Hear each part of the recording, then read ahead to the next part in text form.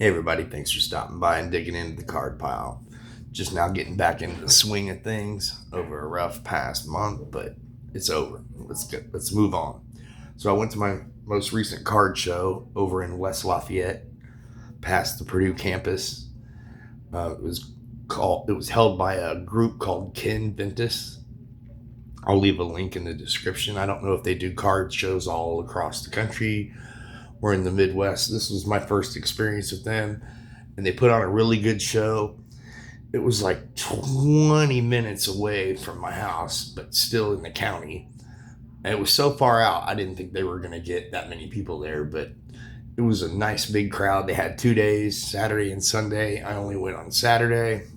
Didn't make it to today's show, but it was a really good show.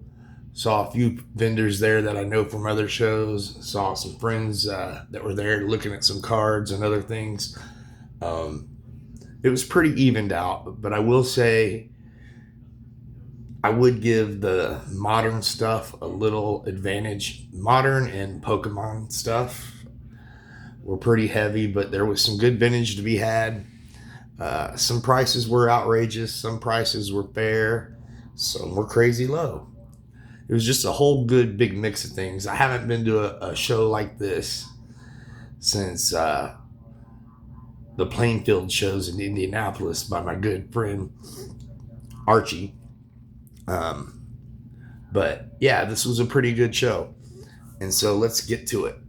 Now, what I usually do when I get to a card show is I walk around the whole place at least once, give everything a kind of a once over before I buy anything. But the first thing I did when I walked in, I would say the third table, I saw this laying there, and it was kind of like on the edge of the table. Like there was a box in front of it. Say this is the box, but it was like this, almost falling off the table. And I said, hey, my man, these about fell off the table. This card and I believe some sort of Frank Thomas card. He's like, oh, cool, thanks, man. And he had $3 on this. And just for the hell of it, I said, hey, would you take $1 for it? And he's like, sure. And so it's autographed by the Chicken from 1983. This is an 82 Donruss card, I believe. Yeah, but anyway, pick this up for $1 and it'll go great. It's signed the Chicken, 1983. It'll go great with my big O, let's say, I don't know, 8x10, but a big ass card, poster, what have you, of the Chicken. And this one is from 1981. So I think that'll be cool. I'll display that up on the case. Probably up there at the Cubs stuff. But anyway, that was, I broke my rule and bought this before I even walked around the whole place, just because it's the Chicken and it's autographed. And I'm weird like that. So after I made my rounds, talked to a few people, got the feel of the place, I mainly went to trade some cards. I had some older cards that I either have doubles of or I'm just no longer fond of, what have you. Let me see if I can adjust this better. I messed it up. Trying to show the stands, whatever. Anyway, so after I made my rounds, I picked up some cards, and other than the Chicken card, this next one I picked up is from 1974, and it's Topps, and it's the Spurs team cards leader, and it's got George Gervin, James Silas, and Swin Nader. I had to look up some Swin Nader stuff in the past. Super solid player. And then obviously James Silas is good, but what attracted me to this card was the Iceman. I mean, he looks kind of bummed out that he got the scoring title, but he looks real pumped that he led the team in free throws. That caught my eye more than anything. But it's a cool looking card. If you get a chance, check out some Swin Nader. Underappreciated, I think. And then definitely the two Gervins up there. It's pretty funny. So that's why I picked that up. and it's pretty clean looking. I mean, it's from 1970, 74, but I dug it. Then next up, I grabbed this, and this is from 1975 Topps. This is Maurice Lucas. This is his rookie card. He's sitting on the bench taking a drink from the Spirits. Here's the back. The Spirits of St. Louis. Pretty cool. And these are ABA cards before they joined the NBA. So that's pretty cool. Then here's a modern pickup. Pascal Siakam, and this is from the 23-24 Panini. NBA Hoops. Pacers almost got it done, but couldn't quite get there. Hopefully next year we'll be back.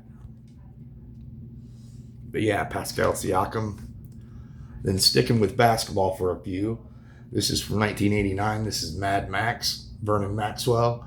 I picked one up recently, and that's the first one I've saw in a long time, and this is the second one I've saw in a long time, and I'm like, you know what?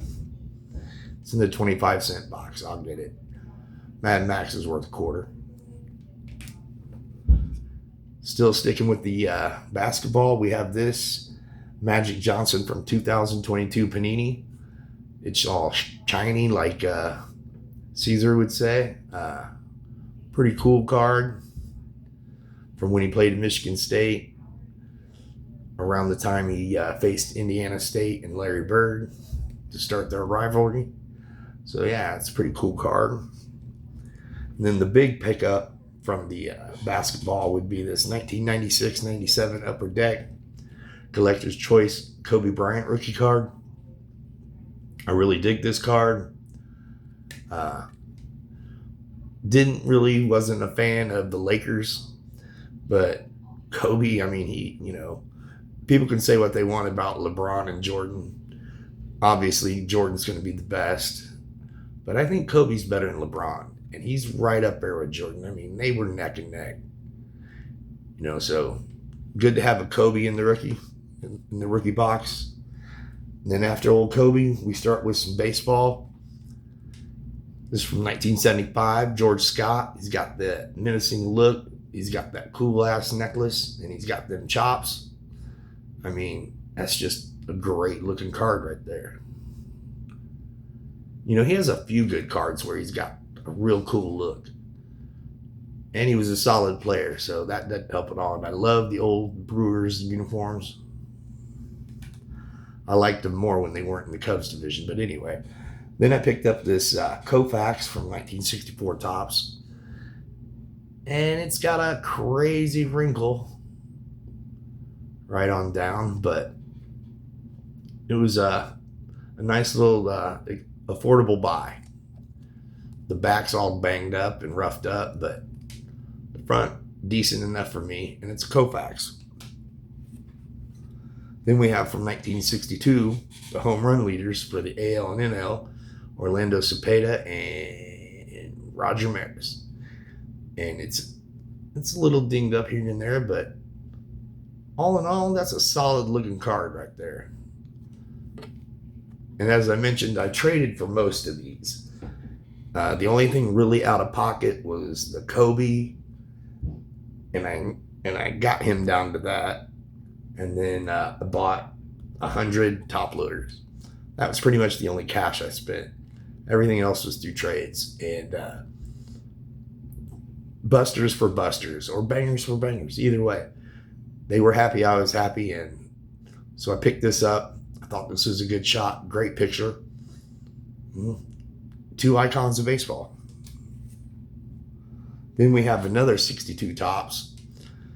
Eddie Matthews. There was a different Matthews there in the same box, and it was better centered, just better condition, but just didn't look as cool as this. Even though this is off center and cut wild, this is just a good looking card. Hall of Famer Eddie Matthews. And I'm not a huge fan of the 62 Topps, but if I see a card I like, I'll grab it. Same thing with the 87 Topps. I just don't like the wood grain design, but Eddie Eddie overcame this card. He made this card worth getting. So that's pretty awesome. And then here I picked up, this is kind of in rough shape, but it's the mini George Brett rookie card. As I mentioned, it is well loved, but I don't have the mini of it. It's got a stain in the back, but it'll go along with my regular size George Brett rookie. Then here we go. We have, this is from 2025. This is baseball still. Pete Crow Armstrong of the Cubs. I think he's going to be great. Let's hope he does good things with the Cubs and the Cubs get better. And yeah, PCA right there. Then we go and have this record breaker from Topps 1986, and it's Dwight Gooden. Pretty cool card. One I didn't have, and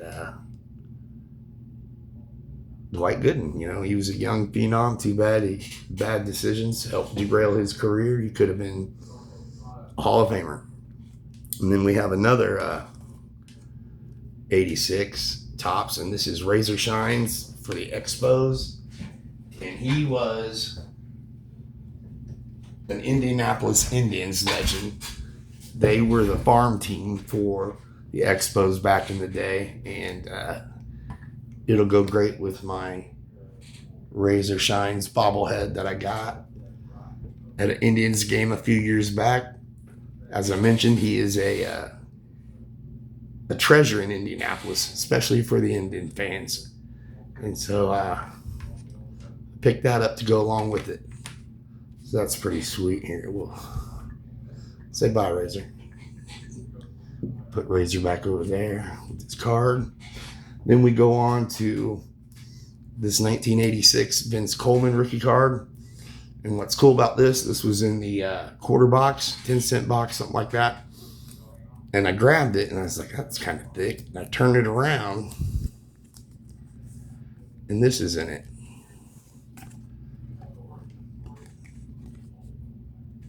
(1974) Topps David Clyde rookie card.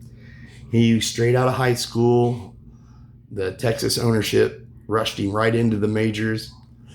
He had a decent first year, but he was a phenom, and I think they rushed him too quick, and within 2 years, he was just never the same. I mean, I think they just rushed him too quick, but he was one of the first that I remember as a kid hearing about, going straight from high school to the pros. I mean, obviously Joe Nuxhall and things like that, but this was one of them first prime phenoms that burned out quick. And that was pretty sad because he was a good, decent kid, player, and a good person. Just, you know, bad things sometimes happen to good people. And I'm going to keep it in here just because that's how I got it. I have another David Clyde. Probably not in good a shape as this, but close. But yeah, I'm going to keep this in there just back to back. Then we have this, we're going to switch to football, and this is from 1992. This is Fleer, league leaders, Mel Gray. It says wide receiver on here, but he was mainly a special teams returner, kick returner, punt returner. What's cool about this is he was one of the first, to me at least, special teams, I'll go ahead and say superstars. And it doesn't hurt that he went to Purdue University. But yeah, Mel Gray, many happy returns. And that's just a cool looking shot right there. Getting ready to run it back to the house. Then the last couple pickups I got this bad boy. This is from 1972. This is John Riggins in action, and look at that dirty ass. I mean, he must have been playing hard that day. Old number 44. I mean, the stains look nuts. But yeah, you could tell he played hard, and that was when football was football. And that's just a great action shot. Pardon the pun, or whatever. But play on. Never mind. But you get it. That is just a great looking shot right there of John Riggins, Hall of Famer. Little off center, but that's fine by me. Then here we go, little cartoon on the back. But just look at that. That is just a great shot. You know he's breaking tackles and running amok in the muck. That's just a great looking card right there. And then the last one I picked up when we were haggling on this deal, basically between this and I believe I got the Koufax with it, this comes out to about $20. And it's a SGC2 1955 Bauman Roy Campanella, and it's just a great looking card. I know there's a crease all the way down the damn thing, but it's just a sharp looking card, and I couldn't beat the price. The deal was good. Well, there was no price, but I couldn't beat the trade, and I like it. I've been looking at this card for a while, and I was probably going to spend some money on it, anywhere from, I don't know, $50-$60, but to get this for $20, graded with a 2, when I think that is a kind ass grade, it's a good deal. I like it, love it. I'm glad to have it in the collection, and it's just a great picture of Roy Campanella. So yeah, the Ken Ventus Sports Card Memorabilia Show. It's pretty good stuff. Hopefully they return more often, because the greater Lafayette area, which includes Purdue and West Lafayette and Lafayette, we could use more card shows in this town. And I've tried to get some people involved. Been in touch with the Boys and Girls Club. They had an issue with the insurance and things like that. So who knows? As long as some more people try to get card shows here in the greater Lafayette area, because it is a pretty good place to have a show. I know a lot of people in the town that are into cards, a lot more now than what used to be. But yeah, all in all, great show. Hopefully you dug the pickups. And let me know in the comments which one was your favorite pickup of the show that I got. Whether it be the Chicken, Razor, Roy Campanella, the Koufax, Eddie Matthews, anything like that. Let me know in the comments. And if you haven't already, please subscribe to the channel. And don't forget to give this video a thumbs up or a like, what have you. And tell your friends. Again, I'm also over on Facebook under the same name, The Card Pile. Please come over there and join. You might even get to see what my ugly ass looks like. Again, thanks for watching. Hope you all had a great weekend, and look forward to seeing more of your cards.